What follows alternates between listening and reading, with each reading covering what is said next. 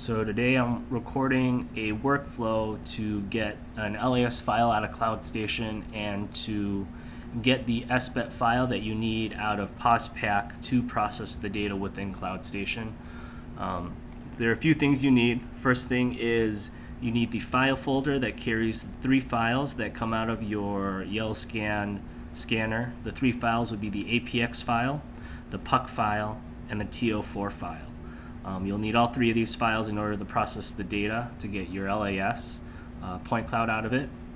And then you'll also need base station data. If you do not have a base station to use, or you didn't have one, and you're lucky enough, you can find a core station that's nearby. You have to make sure that it's logging at 1 second rate. If you don't log at 1 second rate, it's not enough information to process the data. So having that 1 second rate is very important. Also, so the site we flew, where I flew, is in this area right here, and you want the closest site to the area. The closest site to the area where you flew is High Point, which you can see on the left side of this website. It's High Point HIPT, which is this guy right here. So to get this data, you would end up looking for HIPT. You search for this website right here, geodesy.noaa.gov/ufcores. And in this site, you can pull the RINEX data out from that base station for the time. So when we flew this at December 8th. The East Coast time for GMT is -5 to get it in the correct time zone. The start time, you want it always to be before you flew and after you fly. You don't want to start it after you've flown or get information, before you've ended. You have to get the entire time frame that you flew.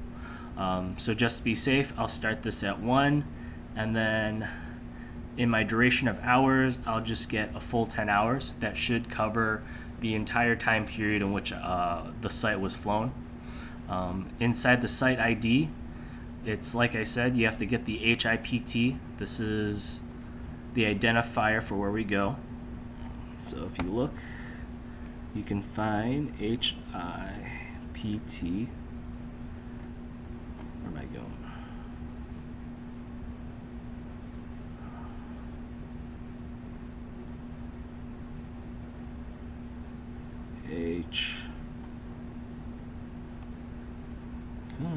HIPT. Sampling rate, you want it to be 1, so 1 second, 1 hertz. GPS, I usually just click both of these. Probably won't use all of it, but besides that, you just click Get Cores Data File. When you get this, a file will download in the zip format. In that zip format, you'll end up getting these files right here.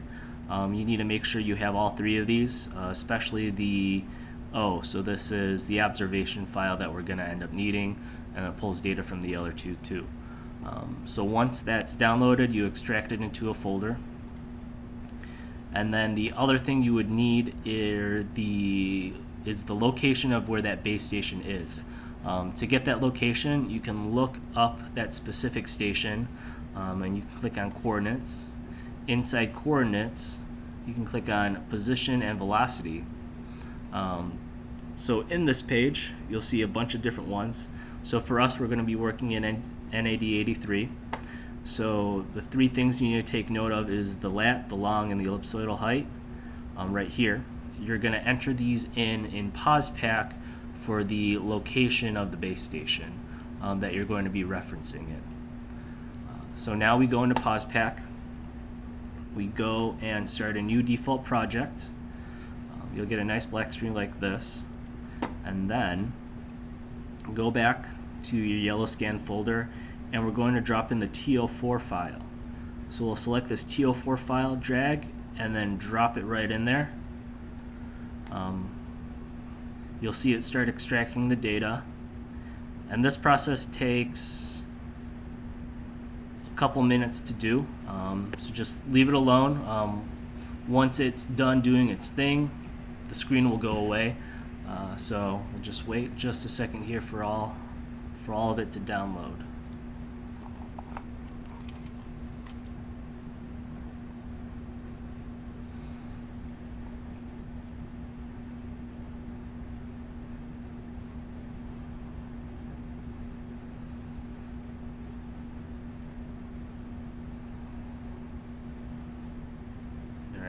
When it's done downloading, you'll see your flight lines that you flew with the drone. If you have the dual camera set up, you'll see these little triangles. These are the event triggers for where each of the photo was taken.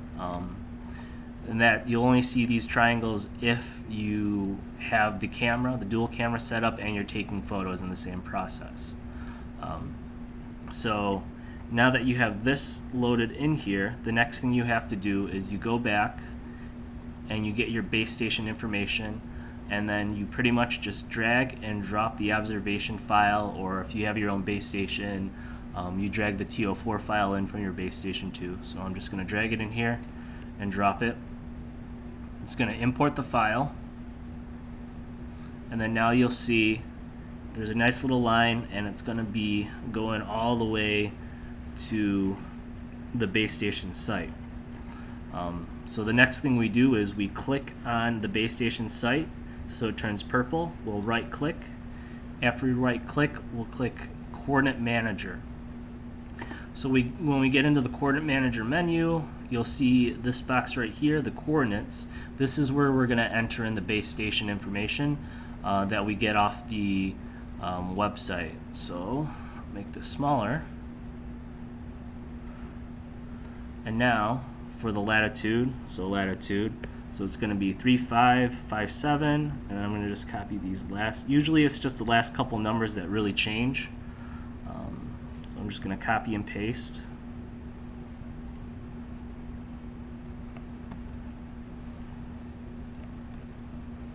And then I'm going to copy and paste the longitude.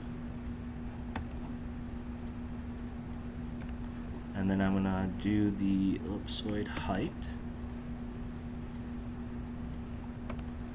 And there we go. These numbers are entered in, and they match up. For us, we're going to use the NAD83 position, because that's the coordinate system we're going to be using it in. And we'll click Close. It's going to ask if you want to apply the changes, and yes, we do want to apply the changes. Once the changes are applied, we'll go back, we'll right-click, make sure it's purple, but we'll right-click on again, and click on Set Base Station. Once we do that, we'll do a little processing.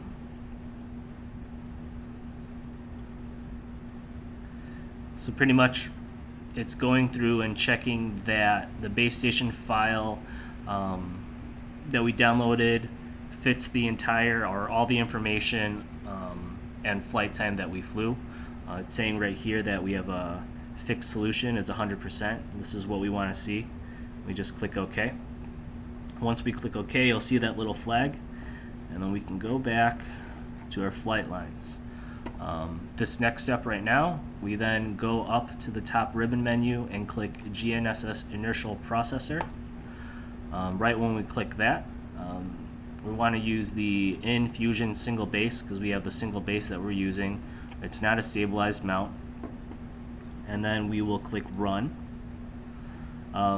Since this base station is over 20 kilometers away, it's going to tell you that it is. You want to keep it less than that for your best results. But I'm just trying to go through a little tutorial here to show you guys what you got to do in terms of workflow. So I'm just going to click Yes right here. And right now it's going to go through and process the corrections to our flight lines.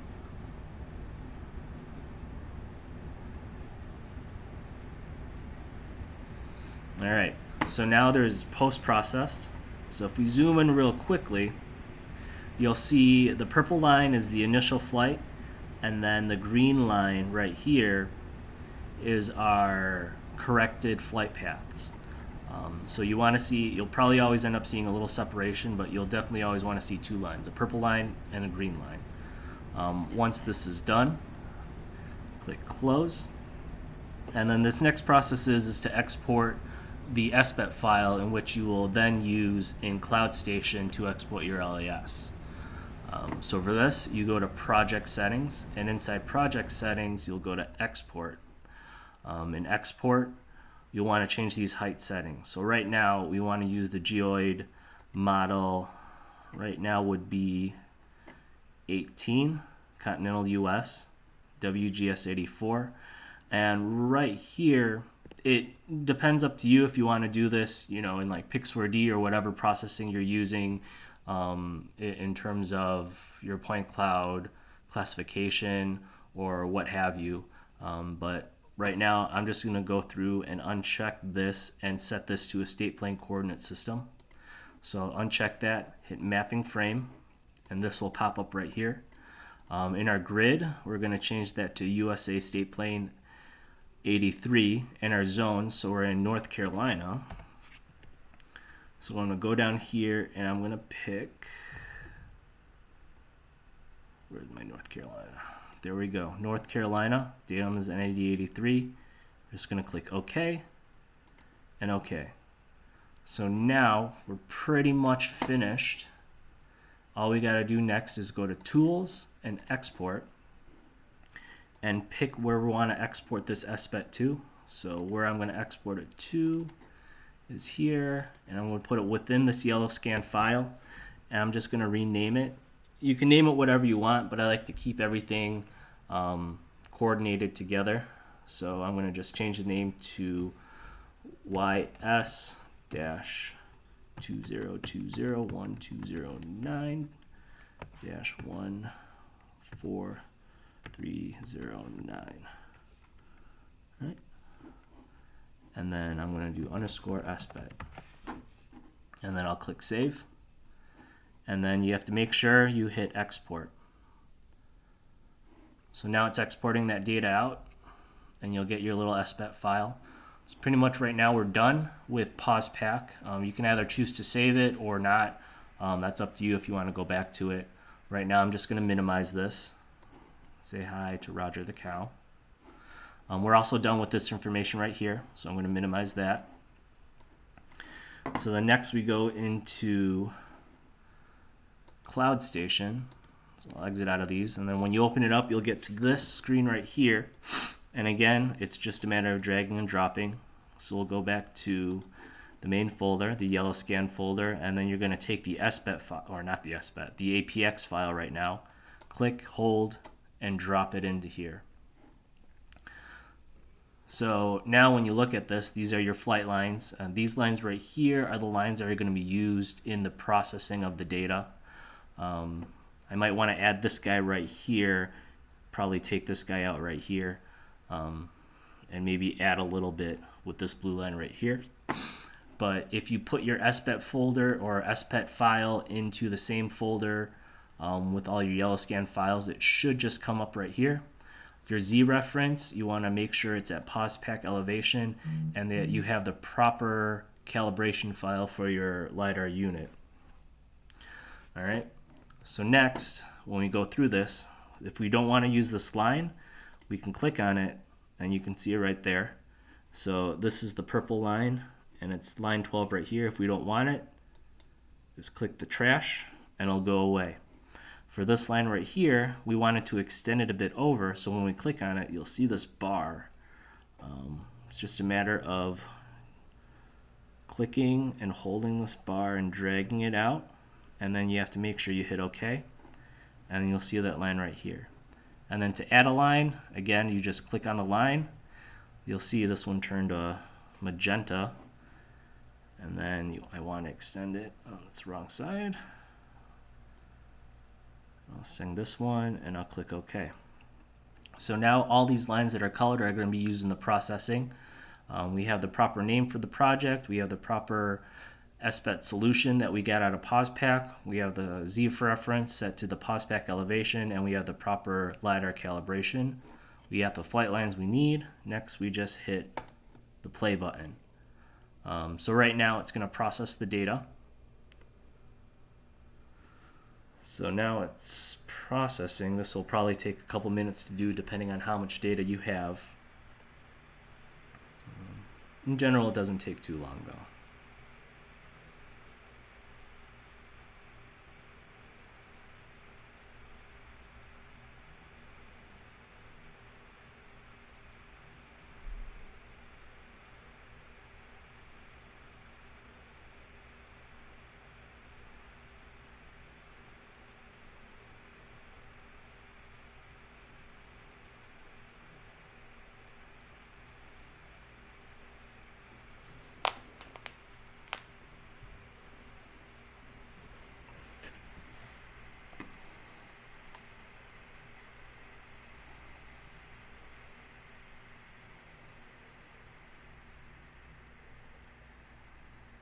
It's just about done.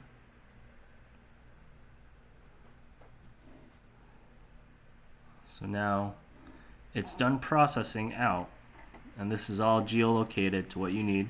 You can rotate it around and just check and verify the data. Looks pretty good. This site was scanned with a YellowScan surveyor. It's a pretty good system. It works really well, as you can see. We flew at a height of 80 meters, flying at about 3 meters a second. So it gets a pretty good result, a pretty dense result. Some things to look at. We have ground control targets that we put out right here. We put two different ones side by side. So we have the ones that are checkerboard, and we have one that has an X. So depending on which one you use, I mean, in general, you want the bigger ones. I think these are the 48 by 48 inch target, so they're pretty big. You have to ensure you have to get the big ones, because if you don't get the big ones, there's in general not enough points per meter to get a good image of what you need. These are what you need if you want to reference those ground control points in the end in something like Trimble Business Center.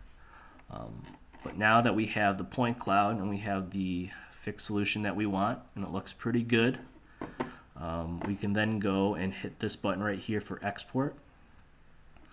Again, I like to rename everything so we know what everything is. So I'll rename this to YS-201209-140309. So it's going to name each file this, and then _1 because it's going to separate, and you're going to have multiple LAS files that come out of this. You want to also make sure your coordinates are set up correctly. So in here, in your coordinates, you just click on it and then click on other. So this is going to be North Carolina. I'm going to click this guy right here, click apply. It's going to output the directory into that YellowScan folder that you had into an export folder. So now you just click export.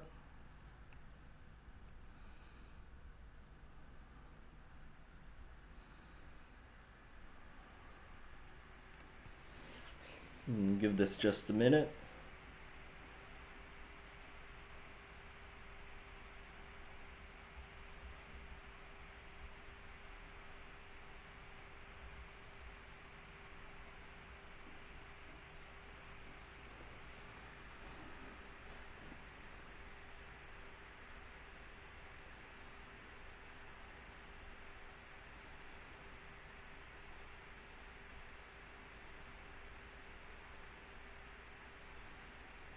Alright, now this file has been exported, and we can verify that because now when we go inside that YellowScan folder, you can see the export folder was created, and now we have 12 LAS files. So if we put this into Trimble Business Center, a global mapper, or whatever program you want to use, we could stick these all in there, and then you'll have your LAS formatted point cloud. So that is the workflow and process of going from the scanner to PosPac, and then from PosPac to CloudStation, and from CloudStation to get your LAS point cloud. Hope this was helpful, and if you have any questions, you can reach me at jeremiah@frontierprecision.com. Thank you.